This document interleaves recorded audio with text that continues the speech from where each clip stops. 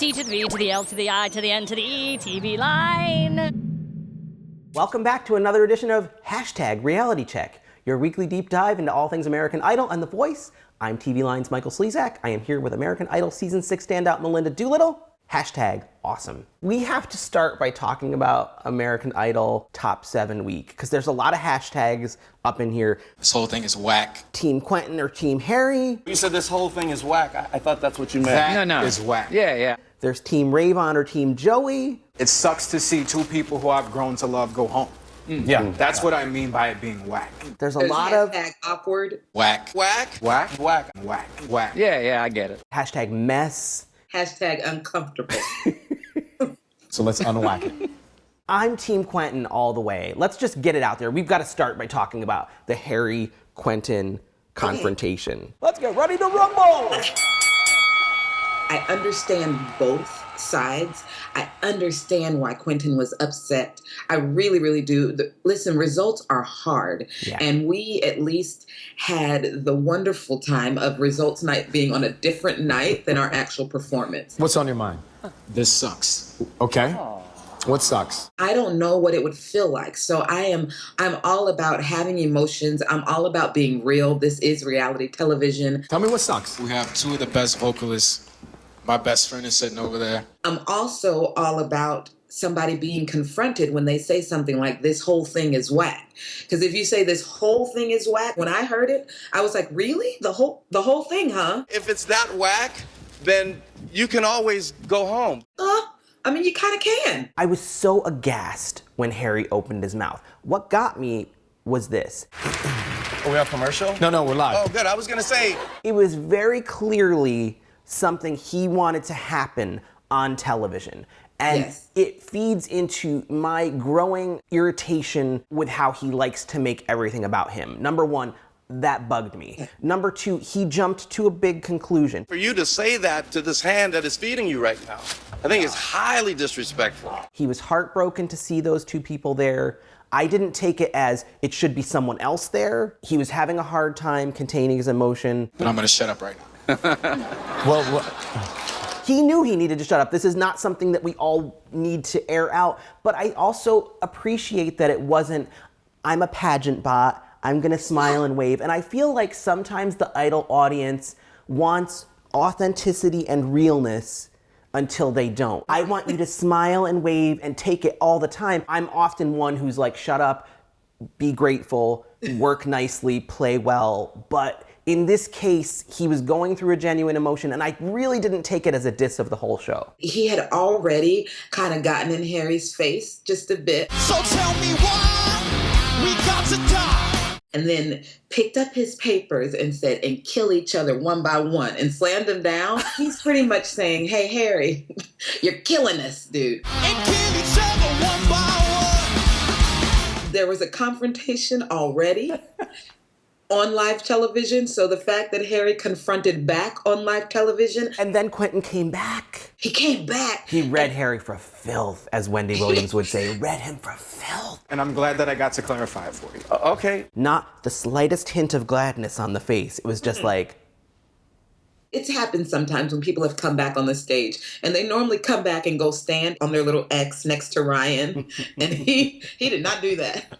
He went straight to that table. Now that's a man-to-man kind of confrontation, and I can respect that. I wasn't with Ryan on, I thought you were going to hit him. I actually thought you were gonna go hit him. I did not think that. I don't think Quentin has showed us anything that said he was going to hit anybody. And I was gonna have to step I was in. raised way better than that. Quentin's not like that. as Beyonce said, my mama taught me better than that. Also, he was not standing on his ex. He was standing in his truth. Oh, Woo! Oh, I went there. yes, you did. And I'm glad that I got to clarify it for you. Is this gonna hurt him with voters? Help him not make any difference? He did not do himself any favors with voters. However, the ones that support him the most will probably vote like crazy. So hopefully it evens out in the wash. So let's unwhack it. Now we gotta talk Team Ravon or Team Joey. I saw your point. I understood why you were Team Ravon. I think you understood why I was Team Joey. That was just going to be a bittersweet one either way. Very close. How close? Well, they gave me this card. Wow. Wow. Can you see that? 52%. And I hated to see Joey go. I don't think that these were her best performances this week. Rayvon. For me, Rayvon had one great one and one not so great one. Joey had one not so great one and one good one. We see this slightly differently. I thought Joey had one great one and one you shouldn't have touched Melinda Doolittle song.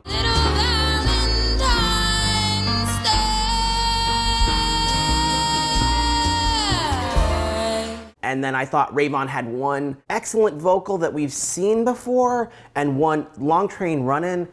I do not condone the dancing. I condone his vocal on it. His vocal actually sounded great. A half a mile from me, you see them more trains running, then you watch them disappear. But I had to close my eyes to hear that. I did not condone the dancing. I've got to say, Joey's somebody to love, giving it the "Oh Brother, Where Art Thou" treatment.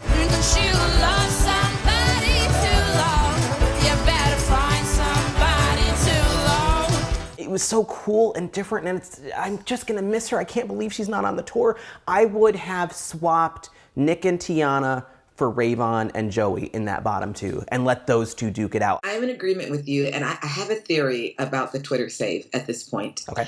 I feel like Rayvon is going to perpetually be in the bottom because this is what happens to me. From the very first Twitter save, when Rayvon performed against Daniel Seavey, and we said, let's save Rayvon, and we all did it, right? So we save him, and then the show goes off, and I don't remember to actually vote for him because I just did.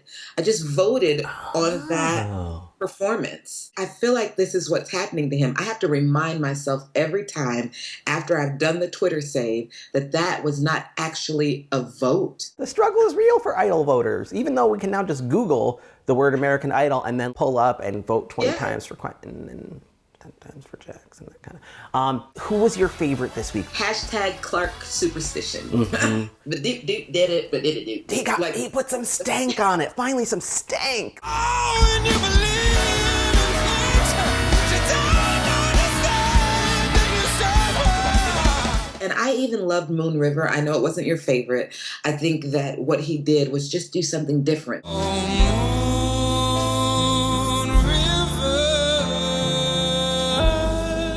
Let me just sing in this beautiful tone and let it happen. And I thought it was beautiful. Something different, like the voice starting to fall apart a little bit, maybe not hitting all his notes. That was... Emotion, please. Superstition was definitely my favorite. So your second favorite for the week was Rayvon's Always on My Mind, correct? Oh, that was gorgeous. Give me one more chance to keep you satisfied. Him just sitting on that stool and just letting that buttery velvet tone come out. Listen, I thought it was absolutely beautiful. The pitch was awesome. The emotion was awesome. The song, I loved it. You were always on my mind.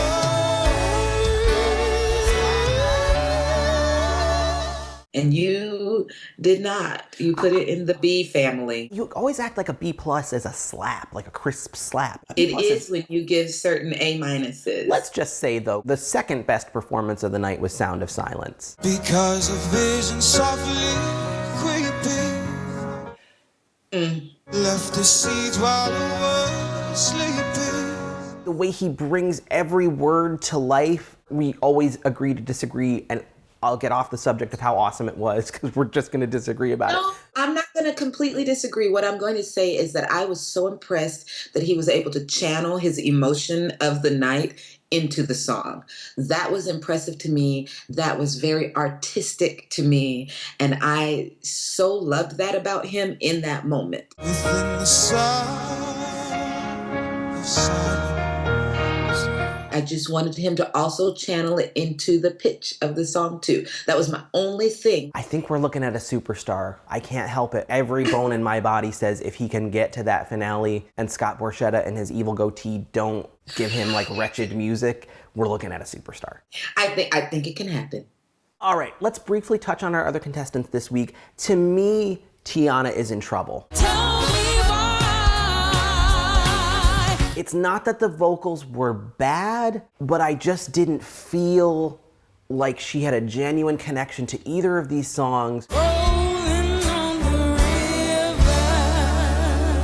It just felt like a talent show. Listen, I actually loved Proud Mary.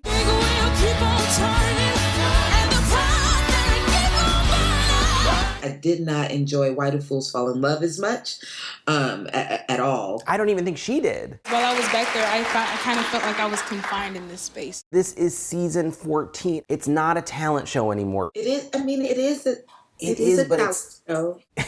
You're like, but it is a talent show. Kind of is, though. I want to say that. I just got read for Phil. And I'm glad that I got to clarify it for you. I think Nick redeemed himself, so I don't think he's going to be in trouble. I still want more from Nick. I thought American Girl, he sounded great on it. Oh yeah, alright. Take it easy, baby. Make it last all night. Only the Good Die Young was very cool and different. And only the good die young. He could dig somehow deeper and be more creative and more electrifying. Otherwise, I feel like he's on target for a 4th or 5th place finish. And you know, you gotta say this for Jax. At least the girl is, Listen, she's got guts. she is taking some risks. She was like, that's okay, I'm going to do Beat It.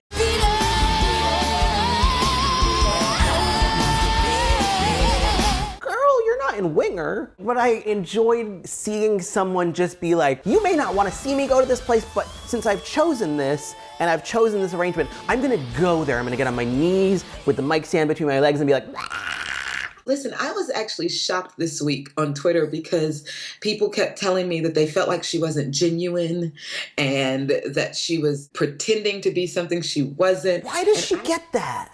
I have no idea. I didn't feel that at all. I felt like what she was trying to do is bring her authenticity to some new music and to some different songs and to show that she's got something different that she can bring to the table. Yeah. And so I respected that.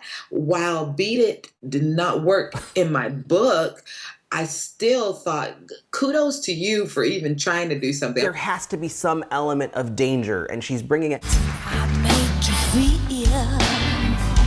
We were tweeting back and forth about Piece of My Heart, which I think we both really liked. I was concerned because that song has been done to death on Idol, but her vocal was great. She brought a real blues edge to it. Like you were the only man. What's inauthentic about that? No idea. There's this idea sometimes that we have to have a fully formed artist coming onto the show, and I think it makes people nervous that Jax is still sometimes working through some stuff and using the Idol stage as a petri dish. But I respect her, and I feel like a final 3 without her is whack. So let's unwhack it. Let's talk about The Voice. First, can we just have one moment of silence for Mia Z? How did Mia Z not make the top 10? I don't understand. I think it was her placement on the show. She went early because I remember coming in and watching the show late and asking people who I should look out for. And only one person mentioned Mia. But when I got to her song, I was like, why? Why wasn't everybody telling me to listen for Mia? That girl sang. Everybody waits so long, so long. She sang. so She's good. special. She's different. She's cool. I love Miss You. I downloaded it immediately on iTunes. I have been listening to it nonstop.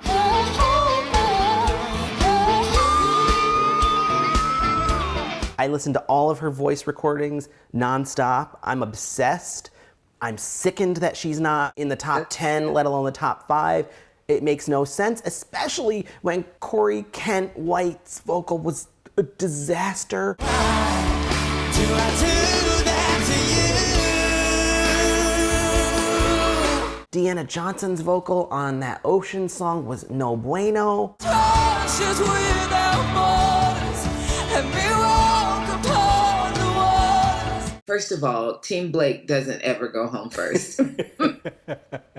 So Yeah, We don't care about teams, but America cares about Right. teams. I thought out of that bottom three, Mia should have been the one to hang on. Yeah. Can we take a wild guess who Melinda and Mike liked this week? I mean, what are we going to do? Like, I mean, it's every week that we just say Kimberly laid us out.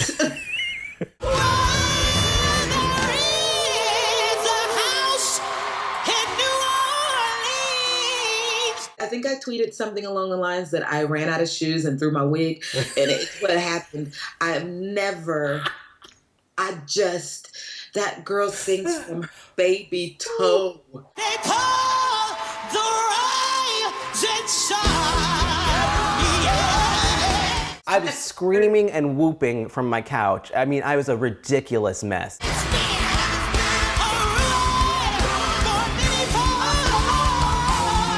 She is just perfection. Well, Beyonce, bow down, bitches. No. Melinda's like, I am not having any part of that last. So let's unwhack it.